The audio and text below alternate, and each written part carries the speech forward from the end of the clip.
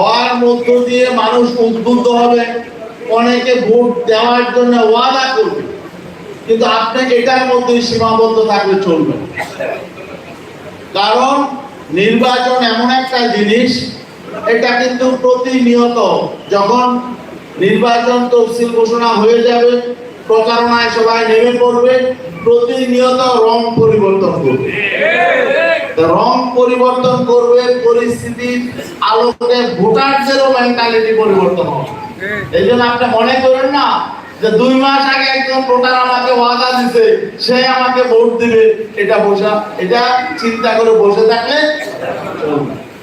বরং এখন থেকে যে ওয়াদা দিছে, যে ওয়াদা দেয় নাই, প্রত্যেক ভোটারের পেছনে আমার কর্মী আছে কিনা এটা আমাকে ইনশিওর করতে হবে। আমার কথা বুঝাতে পারলাম? প্রত্যেক ভোটারকে টার্গেট করে আমাকে পেছনে কর্মী নিয়োজিত রাখতে হবে।